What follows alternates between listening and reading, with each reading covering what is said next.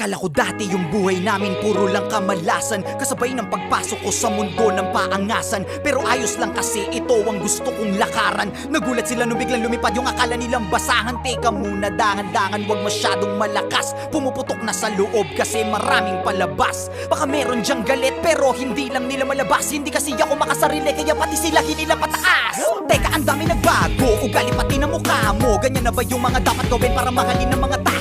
Sa bagay sanay ka naman, no respeto daw kahit pa ba. No, kung gusto nyo ng respeto, tanungin nyo na sila kung magkano. Huwag magpapaapekto, kala mo perfecto. Lalo pag nagsalita na yung mga yak, kala mo walang depekto. Samantalang ako, ginawa ko lang lahat ng ito ng puro diretsyo. Habang ikaw kailangan may siraan ka para lang makaasenso. Para ka lang chismosong, ginawan na lahat ng kwento. Isa kang kupal na manunulat, ya puro ka lang imbento. Tinapakan, inangasan, sinabihang umalis na lang ako rito. Nilabanan, hinayaan, kaya ngayon ako na ang bago paborito. Titirahin nyo ko si Balong lang nagdala. Huwag kayong mag-alala, meron din kaming dala. Ganyan naman yung mga ulule, mahilig mangumpara. Nagpapanggap na malawak ang utak, makitid pala. Tanga ka, halatang talangka ka talaga. Kung ako'y guro na awa lang, kaya ka nakapasa. Kala mo lang matalim na kulang ka pa sa tasa. Tumitira ng mabilis, naiintindihan ka ba? Simulan ko na to kung paano mamumanat para bumakat sa mga tao. Kaya ko tumira kasi diba tinitira mo ko noong mga panahon na wala akong nakikita sa malayo. Pero di ko tinigilang mga bayo. Ngayon ay naging malinaw na malabo, pero di nyo makikita ang nakatago.